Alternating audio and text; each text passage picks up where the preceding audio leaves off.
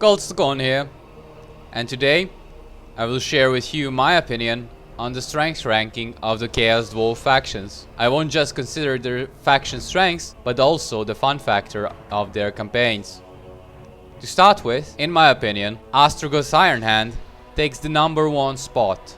And the reason is quite simple. He gains a bonus to the amount of conclave influence you can obtain. I believe this makes him the best Chaos Dwarf faction in the game. Conclave influence is a resource you can acquire either passively by owning buildings, which can be increased by the Tower of Zharr seats, or by sacrificing slaves, I mean laborers. You can use the conclave influence in two different ways, to either climb the Tower of Zharr, or instantly raise the level of a province capital you capture. So why do I think conclave influence is so important? Well, it has to do with climbing the Tower of Zharr.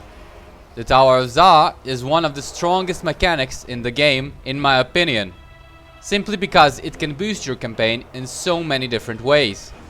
It provides army abilities faction-wide, or gives a massive boost to your economy, public order, construction rate, and much more. This makes it so that whoever can climb the tower fastest is the best Chaos Dwarf faction. Other Chaos Dwarf factions will compete with you to climb the tower and constantly steal your seats, making it rather frustrating to deal with. But with Azgorh and the increased conclave influence income, it is much easier to climb the tower and confederate both of the opposing Chaos Dwarfs sooner, granting you the tower's bonuses all to yourself. Additional public order and research rate are also very good bonuses for the Chaos Dwarfs. The only issue I have with Azgorh is the fact his items don't have a set bonus, while the other Chaos Dwarfs do. The #2 spot goes to Hashut. But for a long time after the Chaos Dwarfs launched, I preferred playing as Hashut. His faction was placed dead center for Khatean caravan routes, making him extremely wealthy. His faction also gets a 10% armament cost decrease for increasing unit capacity, and a 10% armament output bonus. He also started a ways away from Grimgor, making his campaign slightly easier. Hashut is also a much better fighter than Azgorh, which makes him more fun to use on the battlefield. However, with the recent nerfs to caravan raiding income, the strength of his campaign took a hit. While you should still raid the AI caravans, the fact you get a lesser reward also dampens the fun. While it is still nice to have a massive boost when it comes to increasing unit capacity, having multiple bombardment spells, a summon, and an army buff ability for every single one of your armies is, in my opinion, vastly more useful and enjoyable.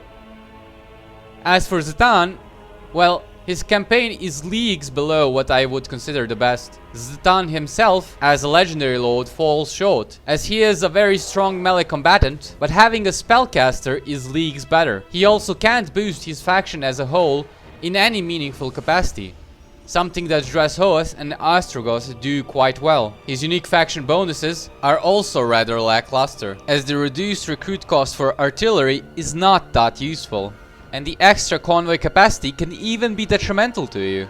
Not only are convoys not a great source of income, but they all start at Zharr Nagrand, making them a prime target for Grimgor to loot.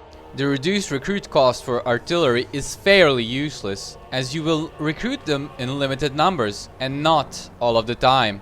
If it were reduced recruit cost and upkeep for hobgoblin units, it would have been a different story.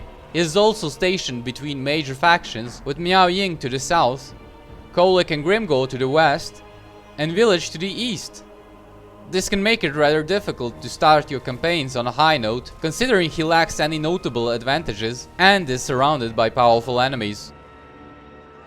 If you enjoyed the video, I'm around 300 subscribers away from becoming monetized, so if you could subscribe for future content, it would really help me out. I'll also be doing a no defeats Nikari campaign this weekend, since you all helped me reach 666 subs this week. Tune in if you're interested in watching some Slaaneshi debauchery.